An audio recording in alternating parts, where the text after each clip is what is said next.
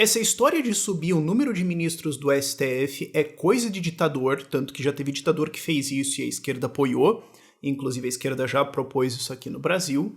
O que a gente deveria fazer ao invés disso é empichar o Alexandre de Moraes, o calvíssimo da República, e se você quer ser oposição do Lula, se você quer ser oposição do lulopetismo e da esquerda do autoritarismo no Brasil, você também deveria estar contra essa ideia maluca aí.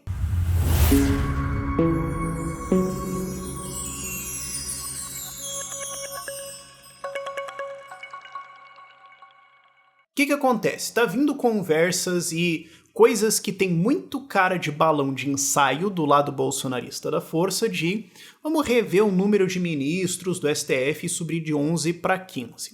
Tem conversa indo para lá, conversa indo para cá, mas independente de quem falou, disse ou desdisse, o fato de que veio para a superfície já é suficiente, esse é o tipo de coisa que ao vir para a superfície já é suficiente para você falar, isso aqui precisa ser esmagado. Ah, mas eu não sei quem... Não interessa quem falou ou deixou de falar, ou não sei o quê. Essa ideia precisa ser enterrada embaixo de 20 metros de concreto. Certas ideias têm que ser tratadas assim.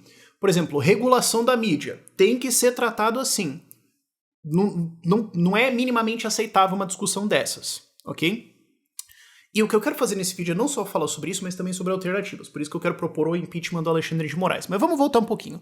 Curiosamente, a galera tá falando muito porque o Chávez fez isso na Venezuela e tudo mais. Sabe quem que começou com essa ideia? Que eu saiba. Talvez algum outro presidente fez isso antes, eu não tô sabendo. Mas sabe um cara que tentou fazer isso? O cara que eu argumento que é um dos dois piores presidentes da história da América, de norte a sul.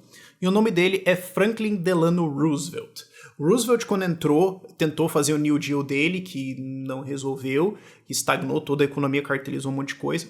E, na verdade, as coisas começaram a retomar depois de 1935, quando a Suprema Corte, 1935, quando a Suprema Corte declarou que boa parte dos programas dele eram simplesmente inconstitucionais. Pau, fim, vala.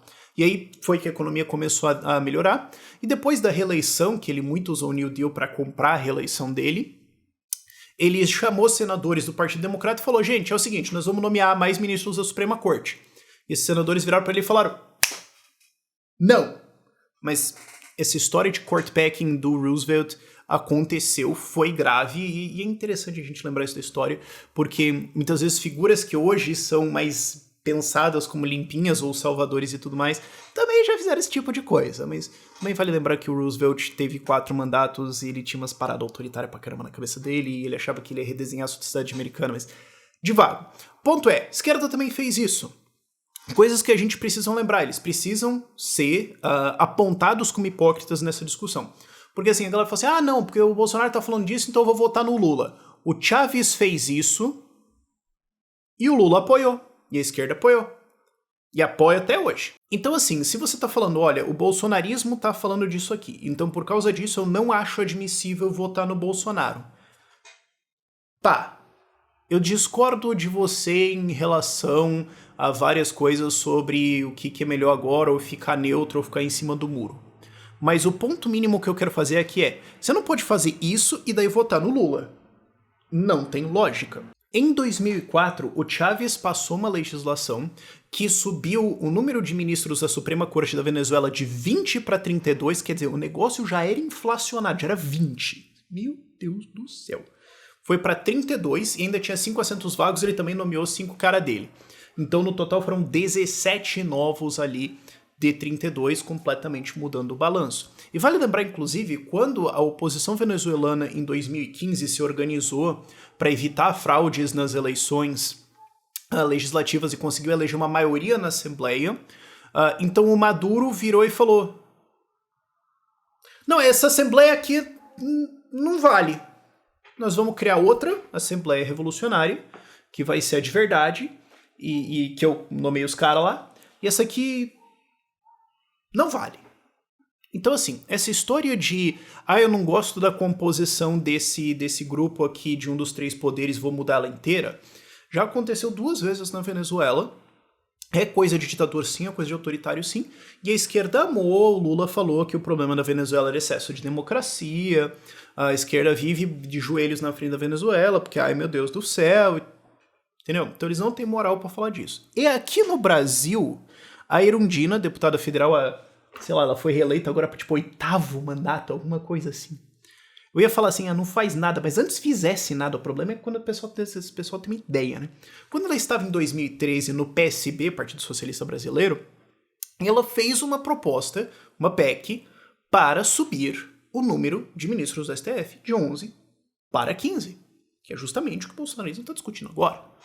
Então assim, vale lembrar, hoje ela tá no PSOL. Então assim, né? Só tô falando isso aqui tudo para apontar a incoerência do pessoal de esquerda de se revoltar com isso. Porque eles não estão falando assim, isso aqui tá errado. Eles estão falando assim, não, tá errado quando ele faz. Se eu fizer, tá tudo bem. Ele não. Que é uma das coisas básicas da regra de como a esquerda funciona. Agora, isso aqui é papo de autoritário? Sim. Isso aqui é mudar a regra do jogo porque eu tô perdendo. E isso aqui vai ser noticiado internacionalmente também como autoritarismo no Brasil. O que vale lembrar também, se o Lula fizesse... Não. É sempre importante lembrar esse teste de honestidade intelectual. O problema é o Bolsonaro tá falando disso. Se o Lula estivesse falando disso, não ia ter toda essa crítica aqui, que é uma das coisas, inclusive, que me tirou do muro, porque eu tava os dois são iguais, até que eu olhei e falei, cara, o Lula pode matar uma idosa paulada na rua, que a mídia inteira vai chegar e falar assim... Ela que tropeçou e caiu nele, e daí... Não. Sabe, o que me assustou muito do lulismo não é as asneiras que ele fala. É o fato que tem uma base gigantesca que vai bater palma e fazer qualquer coisa lá. É isso que me assustou, né? Que fez eu mudar de opinião nessa coisa. Que eu olhei e falei, cara, se esse cara foi eleito, ele vai conseguir fazer muita coisa com o apoio de toda essa renca de gente mau caráter aqui. Agora, ou trouxa, né? Agora... Se isso aí for aprovado aqui no Brasil, meramente a discussão, o fato da discussão existir, já vai ser noticiado internacionalmente como, o Brasil sendo autoritário. Isso vai ter várias consequências pro Brasil, não só econômicas, mas de imagem, um monte de coisa que vai demorar muito tempo pra gente limpar. Para com essa história. Até porque quando você entra nisso, você perde a moral, então, para criticar a esquerda como autoritária, que é justamente o que eu tô fazendo aqui no vídeo, falando, esquerda, cala a boca, vocês defendem isso, vocês não têm moral, uma vírgula de falar isso, que vocês não têm vergonha moral pra falar essa porra, cala a boca. Se você vai lá e defende, você perde esse argumento. Porque daí vira o meu autoritário favorito. Não façam isso. Agora, uma coisa muito importante que eu aprendi em psicologia, análise de comportamento e tudo mais, é não diga assim pra criança assim, não faça isso. Não diga assim, pô, você tem um animal de estimação, não fala assim, para de fazer as coisas. Não vai ficar parado, você tem que falar o que é certo pra pessoa fazer. Não que eu esteja comparando você com uma criança ou um cachorro. Tô dizendo, todo ser humano, todo bicho, todo organismo vivo opera por esse tipo de regra. Então assim, quando você vai dar uma dica pras pessoas, não fala assim, pare de fazer B. Fala, por que você não faz C? C é muito melhor. O seu objetivo é esse. Então assim, por que essa discussão está acontecendo? Porque o STF cruzou muito a linha da sua atribuição constitucional. Não que eu defenda assim, a atribuição constitucional, não, eu sou libertário, o Estado que se exploda. Pra mim tem que acabar o Estado e substituir isso por organização voluntária das pessoas, porque imposto é roubo, o Estado é uma gangue. Agora, eu tô dizendo assim, dado que existe esse sistema, ele tem que ter um balanço. Tem regras. Se você fala assim, não tem mais regra, eu faço o que eu quiser, vira palhaçada. E aí o que acontece é que nós vamos indo na direção da ditadura. Então, já que tem esse troço, pelo menos mantenham esse balanço. Ok? Só pra ficar claro aqui. Não tô defendendo esse regime democrático, estou falando... Se é pra ter, prefiro que seja assim. É menos pior pra todo mundo, certo? O STF cruzou completamente a linha das suas atribuições. E o maior exemplo disso é disparadamente o calvíssimo da República, Alexandre de Moraes, que preside um inquérito completamente maluco e autoritário, que manda a Polícia Federal na casa das pessoas por falar merda num grupo de WhatsApp, que congela a conta dos caras, que censura a notícia de que censurou. Isso aconteceu. Isso aconteceu. Ele mandou derrubar uma notícia sobre ele ter mandado derrubar uma notícia. Minha Nossa Senhora. Sabe, E agora é presidente do Tribunal Superior Eleitoral, durante um processo eleitoral, onde você vê claríssima parcialidade. Eu sempre lembro, se você for procurar no Google Lula condenado ou Lula inocente, Lula absolvido, você vai encontrar um anúncio da campanha de Luiz Inácio Lula da Silva, pago com dinheiro de fundão, dinheiro seu que foi roubado via imposto, que foi pro fundão para ele. Esse anúncio está lá para dizer que Lula foi absolvido. É mentira, é objetivamente uma fake news paga com dinheiro público. E tá lá. E tá lá. Tudo bem. Embora o Alexandre de Moraes já tenha declarado que quem divulgar fake news vai ter campanha caçada. Ou, por exemplo, o Janones. O André Janones está espalhando fake news há muito tempo. Ele começou a fake news quando ele tinha aquela campanha presidencial dele, que teve gente que achou que era sério. Ali já era fake news, já começou ali. Mas hoje ele faz de pirraço, hoje ele faz de troço, ele faz de zoeira. Ele vai inventando coisas e... não, porque é sátira. E todo dia tem alguma dele e tudo bem. Tenta me dizer, né? Porque ele é ali o chaveirinho do Lula, né? Um dos chavinhos. Então, pega um dos chaveirinhos do Bolsonaro, o Nicolas lá de Minas Gerais. Imagina se o Nicolas todo dia ele vai lá e inventa uma fake news dessas. Zoar com o Lula é engraçado. Ô Xandão, é sátira aqui. Ele ia tomar um pescotapa do Alexandre de Moraes tão forte que ele ia acordar no Quirguistão falando japonês. Mas não, porque o Janones tudo bem. Então você vê claramente a parcialidade do Alexandre de Moraes. Ele claramente excedeu suas funções, claramente está em abuso de poder. Uma das evidências é que vai ter gente aqui entre vocês que está pensando, será que o Rafael pode se ferrar por falar isso? Só isso aí já prova que você não pode criticar um ministro do Supremo sem ter que ficar preocupado que talvez ele mande PF na tua casa, é isso? Mas tem liberdade de expressão no Brasil? Claramente ele cruzou a linha. Impeacha o cara, fim. Porque para passar esse projeto de aumentar o número de ministros do STF, etc., vai ser um puta de um trampo, com uma gigantesca oposição, vai precisar de 2/3 e tudo mais, não sei o quê. Vai ser mais trabalho do que empichar o Alexandre de Moraes. É mais fácil empichar ele. Vai na rota mais fácil. E também mostra que o teu problema é com ele. Tá aqui os crimes do cara, tá aqui o que ele fez, acabou.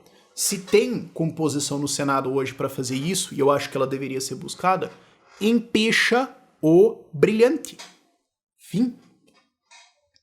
E isso aí vai mandar um recado, porque nunca teve um ministro do Supremo Tribunal Federal brasileiro empichado. Isso aí coloca agora é sério. Isso foi uma das importâncias de você empichar Dilma, porque se você perdoa aquilo, ela fraudou a lei de responsabilidade fiscal, que é uma das coisas básicas para evitar a hiperinflação de volta no Brasil e a quebradeira desse país. Se a gente perdoa ela, todo mundo pode. Isso é uma coisa importante quando você vai fazer essas condenações. Se você alivia pra esse cara, todo mundo pode. Você acabou de criar presidente. Então quando você vai lá e empicha o cara, você tá falando, agora acabou. Então você vira pros outros 10 ministros e fala, alguém tem alguma pergunta? Porque agora é sério. Erros se repetem. Erros, eu tô usando uma palavra caridosa aqui. Erros acontecem. Ninguém é perfeito. Agora erros se repetem. Porque erros não têm consequências. Coloquem uma consequência no Alexandre de Moraes. Quais serão as manchetes internacionais? Já é manchete internacional que o Alexandre de Moraes está censurando, está excedendo seus poderes, está virando um ditadorzinho besta. O cara mandou desligar todas as redes sociais de um partido. Do PCO, que criticou ele. A crítica foi babaca? Não interessa. É liberdade de expressão minha de criticar uma autoridade. Empicha o cara, está colocando precedente, internacionalmente vai ser visto, o cara excedeu, acabou. E você cria uma cultura do agora é sério. E se os ministros do STF continuarem excedendo isso? Pega o que tá mais fazendo e empicha o cara também. Você já fez a primeira, fazer a segunda é mais fácil. Mas aí você tem um ataque direcionado, esse cara errou, fim. E você está usando um dispositivo constitucional que já existe, você simplesmente pode falar, tá aqui? Ou vocês vão querer falar que impeachment é golpe?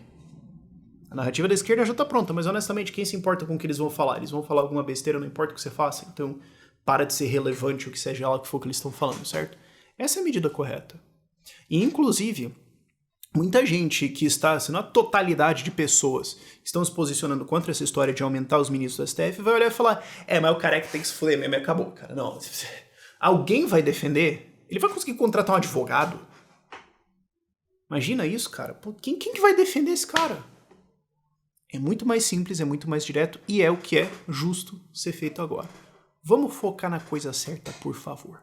E falando em fazer a coisa certa para você fazer também, se você é do Movimento da Liberdade, largamente falando, e você está interessado em conhecer pessoas como você, é ir na LibertyCon. Vai acontecer agora em novembro lá em BH, e é basicamente o Natal do movimento. Vai ter um monte de gente legal lá, é muito bom pra você conhecer pessoas, pra você ter ideias, pra você se inspirar, e pra você ter aquele despacho de fim de ano. Ah, meu Deus, é sempre bom pra todo mundo. O link da gente aqui vai estar aqui na descrição com cupom de desconto e tudo mais. E eu vou estar lá, e mais um monte de gente. Vejo você lá. Tchau, tchau.